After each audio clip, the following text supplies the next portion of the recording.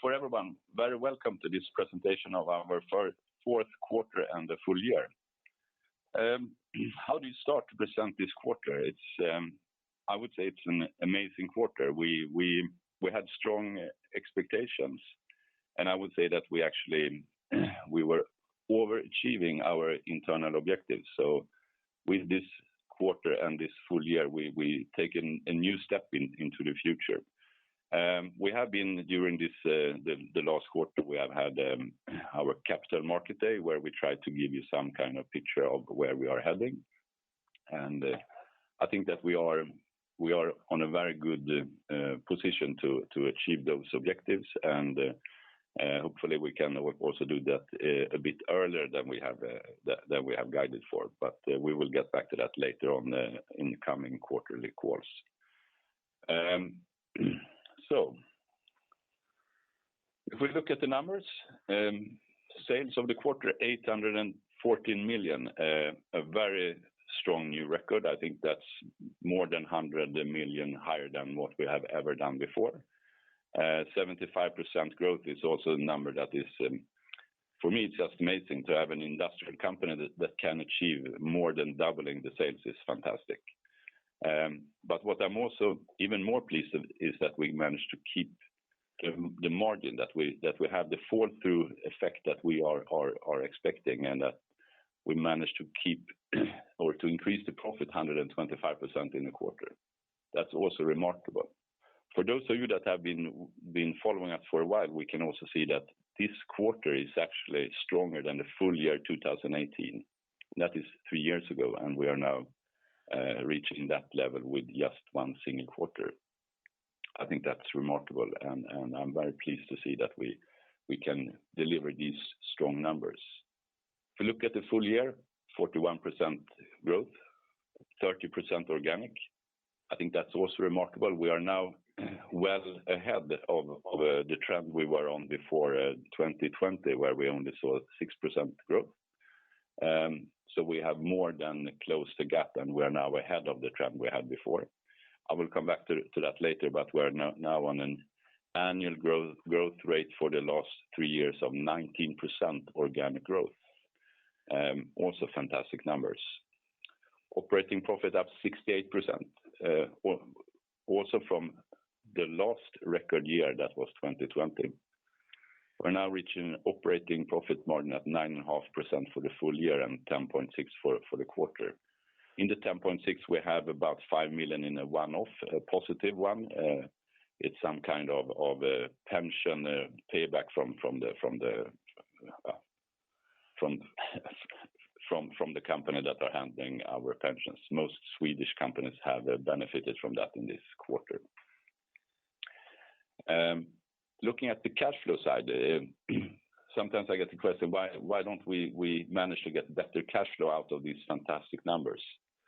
First of all, we have to know that if we grow 50% organically in one single quarter, that will tie in somewhere around 250 million more in working capital that we are financing. And our profit after tax is just under 200 million. So actually we have a similar working capital performance this year, but with the bigger company we are, and with the so fast increasing working capital for the last quarter, we see that we are not managing to get the cash flow up to positive numbers.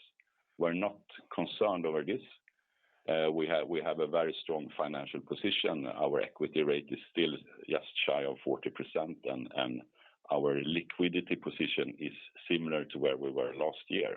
So it's not a problem at all, but the number is negative, and that's always a bit, how should I say? You're never happy when you have negative cash flow, but it's not disturbing us at all. What can we say more? This quarter is also probably the most problematic one when it comes to component availability, and we have been spending even more time trying to get components for our customers, and that was one of the reasons why we did not succeed better in guiding when we sent out the updated performance guide in the early December. We were not expecting to close a few of the component gaps that we had, but somehow we managed to do that and came out a lot stronger than we expected, actually. So fantastic performance from all our sites and from everyone involved in our operations. Moving on. If we look at the margins for the segments, and everyone that have been with us for a while knows that Western Europe is Sweden, Finland, and UK. Rest of the world is Estonia and China. We see that the growth in Western Europe, it's also where we have the acquisition, 47%. But what is more pleasing is that we see that our operating profit for the full year exceeds 10%. And also, if we exclude the one-offs, we're still above 10%. Fantastic performance, I think, from everyone involved there. And we have also managed to get the performance in the rest of the world up to what I would say a decent level, 8.1% would, for many of our competitors, be a fantastic number, even though for us it drags down our OP a bit. So very pleased to see that. And I always come back to this and saying that, yes, are we harvesting from everything we have done? I still believe that we are in some kind of development phase. We're not where we want to be. We will become even stronger. We have many efficiency programs ongoing. We have many customers that we have not been able to implement due to these shortages and so on. So my expectation is that we will see a very, very strong 2022 and 2023 also. I come back a bit to those when we look at the guidance. Moving on to our segments.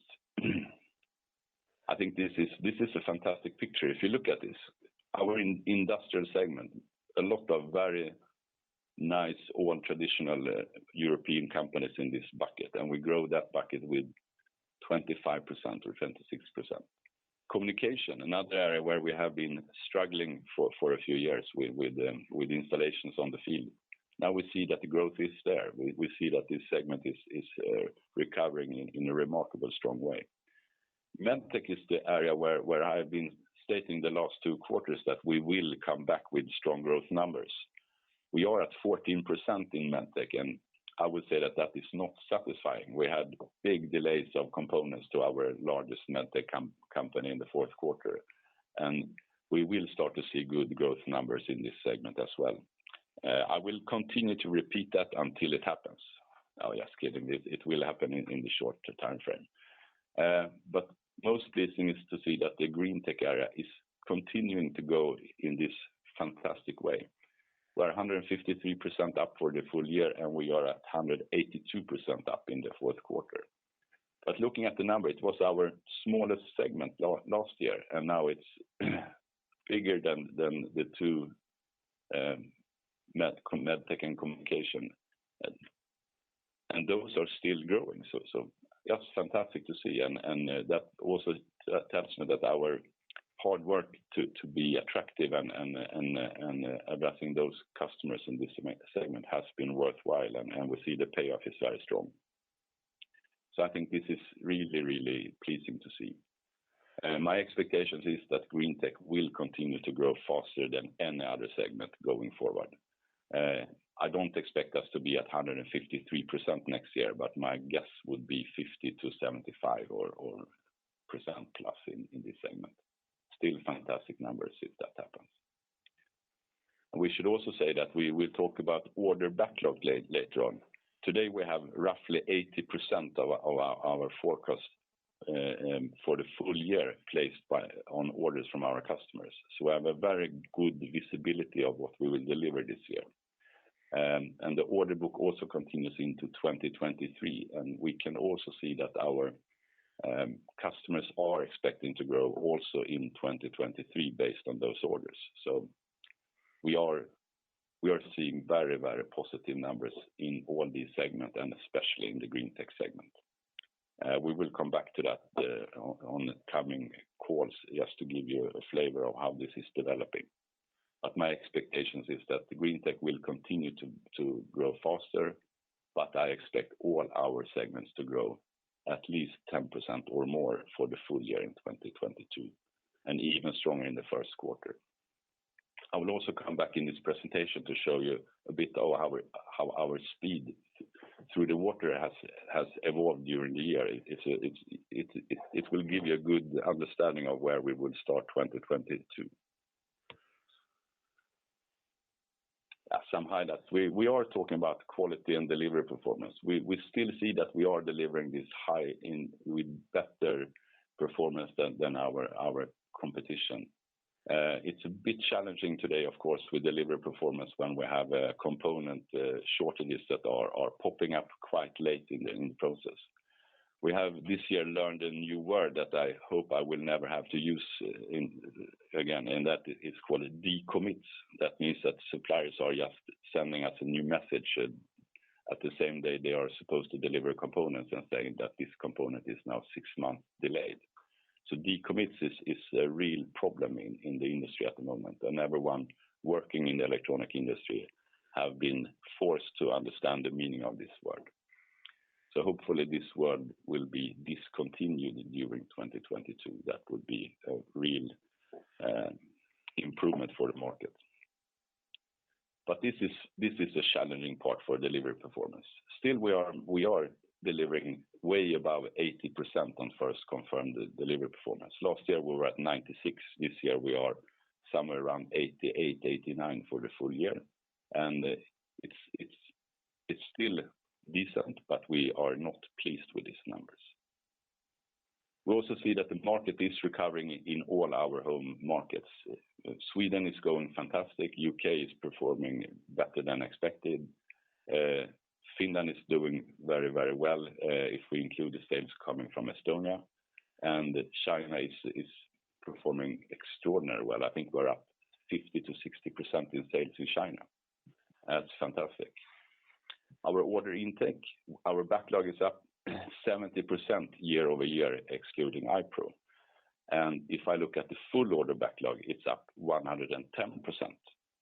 And I have to state is that most of the industrial companies are still reporting the full order intake, not the order intake for the coming quarters or for the coming periods. So our number is 110% up in order intake, excluding the acquired iPRO.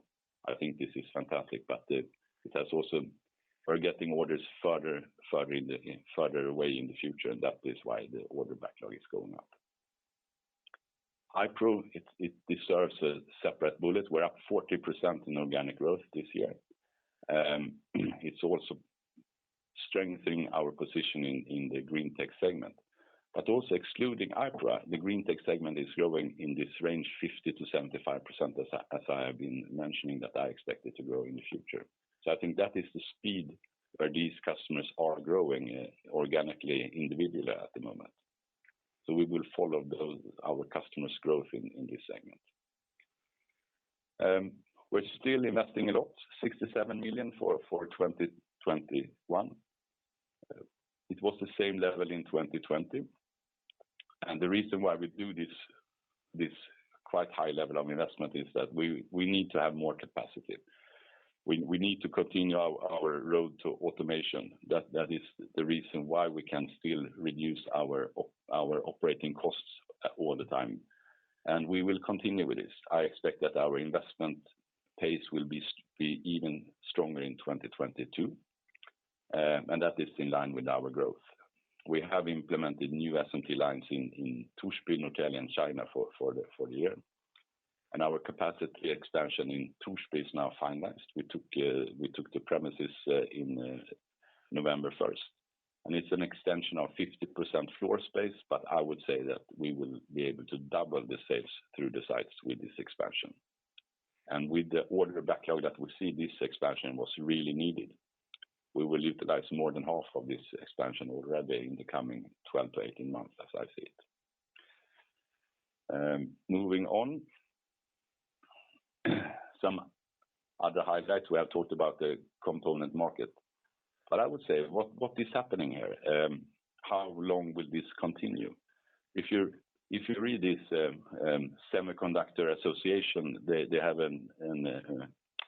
they're giving monthly reports of how the progress is, and we see that the production pace from from the total global semiconductor production is growing 20%-22% in a monthly pace year-over-year numbers. There are a big increase of capacity and a big increase of components that are reaching the market. I read this morning that Apple is expecting that the component shortages will be of less disturbance already from Q1. I hope that they are right, because if the larger ones are getting the full plate of components that they need, then this will fall down to the smaller companies like us in the next quarter or so. But this is something that we will monitor a lot, and we will keep we will keep this under very tough surveillance and see how we can cope with this and deal with it. But my expectation is that it will be problematic for the first and second quarter, and then I hope that this will start to ease up a bit. And all the numbers are pointing in that direction. If the global production of semiconductors can continue to increase with this high pace, then eventually this problem will be more of it will heal itself over time. But this gives us a negative cash flow effect. We have pushed out more than 50 million in direct delays. Direct delays is something where we mean that we have tried to, or we have been forced to push out the orders from the quarter. Then we have what I call indirect delays, meaning that the customer wants the products much earlier, but we have already from the start told them that we cannot do it in this quarter. So if this or when this component market is up, I would say that we will see a few extremely strong quarters when we are going to produce the backlog that we have in our books. Return on operating capital, 28%, another new record level. We have never been above 25 before. I mentioned before our equity rate, 38%. We are, as always, involved in several acquisition opportunities. The market is very open for this. A lot of smaller companies are up for sales. As I said before, this is an area where we are putting a lot of our efforts in, but we are not going to buy restructuring cases. We're not going to buy any company that we don't see add value to our strategic objectives. But as always, when we have something to inform you about, we will do that. In December, we presented new financial and sustainability targets. I guess you have all read them, and I will not repeat them. It's very important to say that we are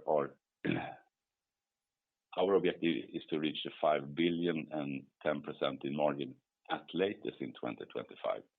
Given the pace we have, we might be there earlier. That's the indication we see now, but we will update this when we see that we are overachieving in the longer period of time. And yeah, for the sustainability targets, we have already stated where we are, and we are expecting these to be fulfilled during the coming year as we have previously guided. This is what I mentioned before. If you look at these two lines, the red line is the sales of 2020 and the blue is 2021. What we see is that 2021 started basically where 2020 ended. We had sales of 150 to 165 million a month, and then we started in January, February to be at the same level. Now we are ending the year with 4 months in a row with 265 million or more. That is a significant increase from 2020. I expect that we will start 2022 where we end 2021. And that means that we will be at a completely new level when we go into 2022 compared to 2021. And when you look at these two lines, you see that the gap has increased. We have been telling this in these calls that that we have been able to continue to grow much faster than we did in 2020.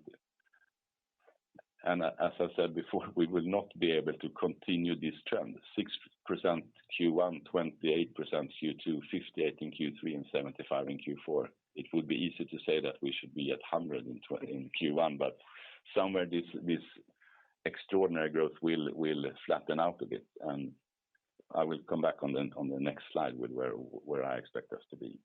But I think gives you all the same picture as we have, that we have been continuously going up to a new level, and we are expecting to continue from where we are, not where we were last year.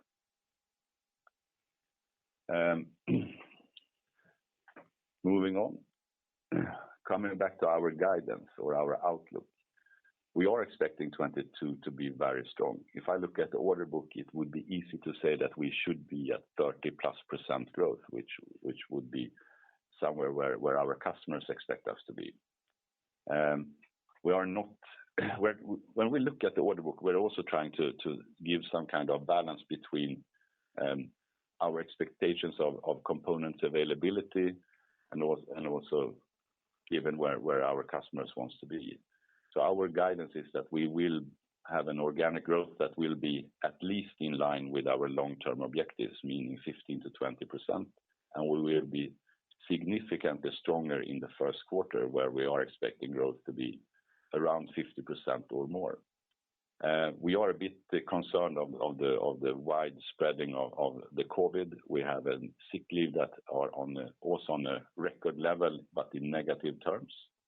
We are expecting that to be short term and that we will recover well, and we will be in line with 50% growth or more already in the first quarter, despite all these problems. We are also expecting that our earnings will continue with better utilization of our fixed cost base and our efficiencies. My last slide, I think this is also something to reflect upon. This is on the left-hand side, we see the blue graph. We see the sales over the last 5 years, quarter by quarter, or the 12-month trailing quarter by quarter. We see the trend starting in this year where we have had a fantastic development. We ended last year at 1.8 billion. Now we're ending at 2.6 or just above that. Fantastic growth. We see that this is how it looks when you put it into a graph. We also see that our earnings are going up very nice. We're up to 9.5% for the full year. If we exclude the one-offs, we are at 9.3%. Also very strong. Why can we continue with this growth? I think this is a very important question to answer. If I look at the EMS market in Europe, the expectations now from the latest publications that we have read is that they are expecting the growth to be 7%-10% per year for the coming 10 years. That is massive growth in this industry. This is the electronic manufacturing that is expected to grow in this rate. I expect the EMS companies to grow faster. Still, I believe that if we grow less than 10% organically, we are losing market share. If we grow more, we are gaining market share. That's how strong the market are at the moment. This is driven by electrification, Internet of Things, a lot of smart applications, and so on and so on. We also see that the outsourcing trend is really strong. All the new companies that are starting up, they are not producing on their own. They are using contract manufacturing for everything. Most of the customers we have in the green tech area are buying complete box build products packed into the shipping boxes that are going to their customers. They don't even touch the material until it hits their installers or the customers. If we look at the industrial segment, we have a much higher degree of bare boards production or assembled boards. It's a big change between those two. Since this segment is growing much faster, we are expecting our box build part to continue to increase a bit. We also see that this, what I call resourcing trend, is very strong. Many companies do not want to have their board production in China and assembly factories in Sweden. They want the boards to be produced in Sweden to have a safer supply chain. I think this is something that the COVID pandemic has learned a lot of our customers the hard way, is that political decisions will affect their ability to support customers, and they want to close those gaps and use suppliers that can do that and supply them from much nearer location. This is also very important for us, as I see it. If we look at the margin, I think that if we continue this trend, we will reach the 10% much faster than we have guided for. I don't expect us to have the same strong performance as we have had the last 2 years, meaning that we go from 9 to 11 in the next 2 years. But I am expecting that we will continue to increase our operating margin. And when we hit the 10%, we will update our long-term objectives given where we stand and where we have been successful with acquisitions and so on. But I still expect this to continue to increase. We also see that our CapEx speed is giving us much better utilization of our headcount. With the new equipment we have, with much faster production speed, we can see that we can increase capacity much faster than we need to extend in floor space. I often get the question, how much can we actually grow in the current footprint? My expectation is that we can still deliver 2022 and 2023 with the current floor space. After that, we will need to continue to extend the factories. But we're not sitting back and waiting for this. We will continue to increase floor space already this year, and we will add more facilities if needed to be able to support our customers in a good and sustainable way. So we're still building upon our performance. We're not harvesting for what we have done. We're still investing in even stronger performance going forward. So with that said, I think that we have positioned ourselves in a very, very strong position, and I'm expecting that we will continue to have a steeper growth than competition and a better operating margin improvement than competition. That is my prediction for the future. We have started to get some questions from the web. The first one is from Richard. Who do you see as your biggest competitors? If we look at the listed companies, I would say that Kitron and Scanfil is our biggest competitors. We are sometimes meeting HANZA, and sometimes for the smaller customers we are meeting Inission. But that's our competitors. We're never meeting companies like Incap and others. They are dealing with customers in other segments than we are doing. Then there are a few that is not listed, like Enix, that we also see sometimes. Second question from Sven. Do you have a sense of how much of your growth is due to European companies moving their production back to Europe from offshore locations such as China? Very good question. I would say that this growth is maybe 5 to 10% of our growth this year, not more than that. The rest is new wins and extensions of products that we do for current customers. So not that much. Then again, this trend is quite strong, so it will probably continue to increase over time. We can say that internally we have moved production for maybe 40-50 million Swedish from China to Swedish and Estonian production due to this trend. And China had at that time maybe 400 million in sales. So say that we moved 15% of the Chinese operations back to Europe for meeting our customers' expectations of resourcing. Those were 2 questions I've got on the web so far. So I will open the floor for discussions. So please. Thank you, sir. Ladies and gentlemen, if you wish to ask a question by phone, please press 01 on your telephone keypad. So it's 01 on your telephone keypad.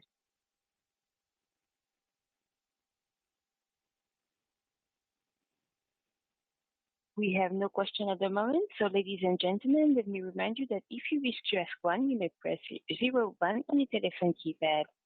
We have one first question from Mr. Martin Ambro. Sir, please go ahead. Yes, hello. I hope you can hear me, Mr. Lind-Rydestam. It looks as if you're good. It looks as if you're managing the shortages with the components better than some of your peers. So I'm wondering what are you doing in particular to manage the situation? That's the first question. And the second question would be, as you alluded that Apple Corporation hinted that maybe the component shortages is about to ease now in the first quarter going into the second quarter. So I wonder, how would the sales figures for 2022 look if not for the component shortages? If you would comment on that and the order backlog situation, if not for the shortages, I would appreciate it. Okay. First question, how do we cope with component shortages, and are we doing this better than peers? I think this is a very tricky question to answer. We are spending a lot of our efforts in this. We are discussing with our customers, how can we overcome the shortages? Should we go on the spot market to buy it? Should we do redesigns to ensure that they can open the bill of material to have more than one supplier available for all the positions on the boards and so on. But it's a daily work. We are involved in this, basically everyone in this company. I'm still taking part in several of these escalation discussions together with our customers, just to ensure that we fully understand what is needed to do. But looking at the numbers, I would agree that we managed to deal with the situation a bit better than competition. I cannot really say how and why, but the numbers are indicating that. Second question is, how would this year look if we had full availability of components? Last year we did 2.6 billion, and we ended up with one quarter in the fourth with 814 million. I would say that if this component shortages would suddenly end at a given time point, we would probably have several quarters exceeding 1 billion in sales in a row. That's how strong our order backlog is at the moment. Is this scenario realistic? I don't expect it to be. I think the situation will gradually improve, but if it improves fast, we will have a few extremely good quarters and also a few very good years as I see it. Did this answer your questions, Martin? Yeah, thank you, Johannes. I have one more question I would like you to comment on, and I think that perhaps some investors are a little disappointed today, not with the numbers but with the dividend policy, because you had a different framing in the report today. 1 year ago, the board suggested that a dividend could come in 2021 if the circumstances allowed it. But now that phrasing is gone, and I guess I would like your comment on that change and also how that fits into your acquisition. How likely is that we will see another ICO-like acquisition already this summer or so? Thanks. Okay.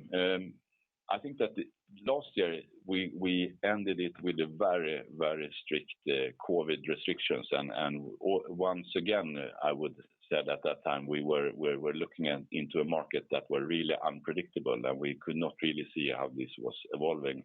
And we also at that time we had some early discussions with IPO, and we knew that okay, if this comes through, we will need the cash for this transaction instead of issuing new shares. This year is a bit different. We have a negative cash flow this year, and our expectation is that we will come into sharp discussions with acquisitions during this year. When and for how big companies, it's going to be something that I would have to come back on. But this year we are seeing that we have a strong need of the cash we have to continue with our strong operations and to be active on the acquisition market. We have done the last acquisitions without issuing new shares, and I think that is something that the shareholders really appreciate, to not get diluted with new issued shares when we acquire. So that's one way of looking at this. But last year we were more concerned about the future. This year we are seeing that the strong performance and the strong growth that we're seeing is consuming some cash at the moment, and therefore we are a bit more restrictive on the dividend this year than earlier. Okay, thank you. Thank you again. I have one more question that just arose, and I know that at the Capital Markets Day, you explained quite clearly what you had done in Torsby, and you repeated that 50% number today. But 50% extra capacity in Torsby doesn't sound that much given the order backlog. You're saying that you will be able to cope. So that's the first question.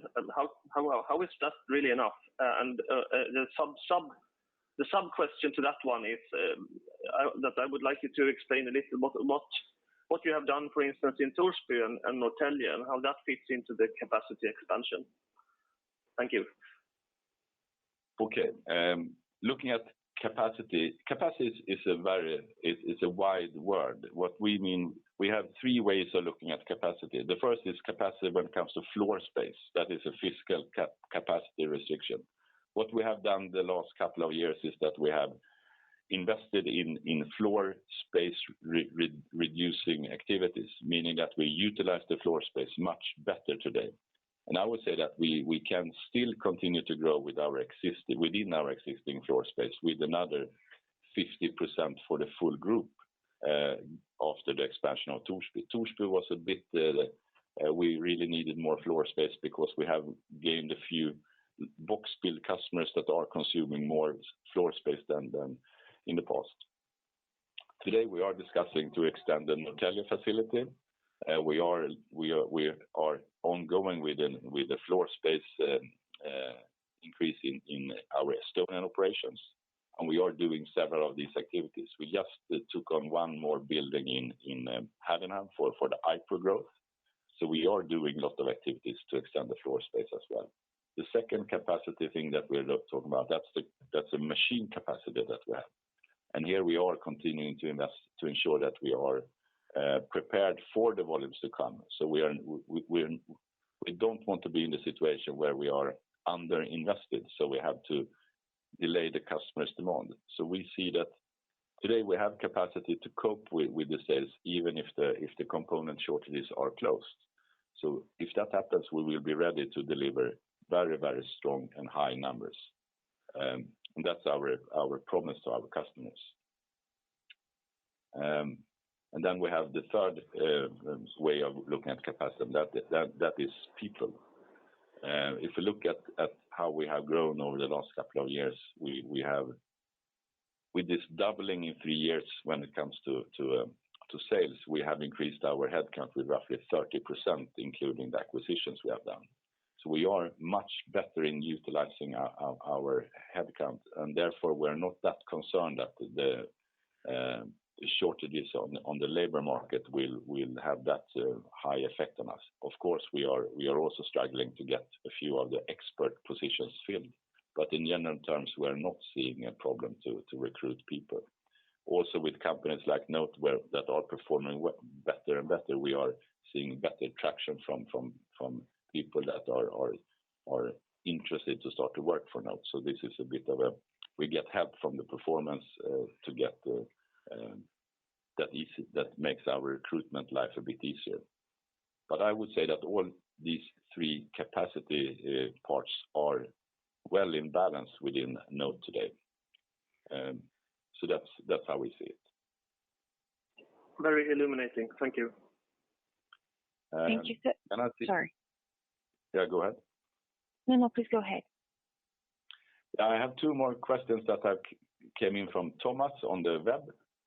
The first one is, you have previously described how you see the shortage in the component market change. Do you see similar dynamics for your customers? For example, customers giving more orders than they really need and building inventory. Yes, I would say, Thomas, that this is a fair statement. When we look at, and that is why we're always guiding a bit under our customers' order intake. We are expecting that when the component market is opening up, we will have a few quarters where we will over deliver a bit, and then with maybe after, I would say 3 to 5 quarters, customers will start gradually to reduce their inventories. But I would say that this inventory buildup will be less than 10% of our annual sales. So it will, with the speed we have, I think that this will not even be noticeable when we report the numbers. But yes, this is a factor that we will see. If we would have much lower growth, this would have been a much more complicating factor. Second question from Thomas. Can you talk about the gross margin development? Is all of the increase permanent or are there some positive temporary gains? Yes, we are. When we look at margins, we're looking at it in a few ways. First, we have the material margin. The material margin we have seen over the last years to be shrinking, or our contribution margin of the material are declining a bit in percentage. And this is something that we have been seeing, and this is something that we have planned for. We are taking bigger customers, we are taking bigger accounts, and they have a bit lower margin. But we are offsetting this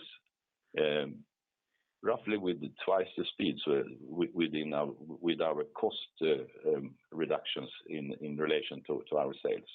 So if we reduce the material margin with 1%, we have been offsetting that with roughly 2% lower non-material cost within the company. So we have been able to offset this in a good way.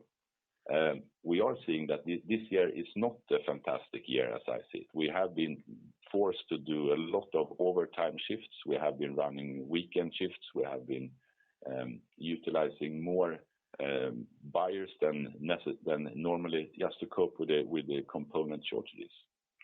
So we would see that when the component market gets into balance, we will be able to have better utilization of our resources, and that should continue to increase on our gross margin. So this is not a year where we have had temporary gains. It's rather a year where we have had temporary losses. Okay. We have one from Bull Egil Holmén. Do you expect to close an acquisition during first half or second half of 2022? Congratulations with fantastic numbers. First of all, I would say thank you. We are agreeing that the numbers are fantastic. The first one is a bit tricky. We are involved in some processes. We are expecting to see them through. In the fourth quarter last year, we were bidding on a company that we didn't get, and that can happen here as well. So we will be involved in several acquisition processes. If they will turn out in a positive way for us or not, we will see about that.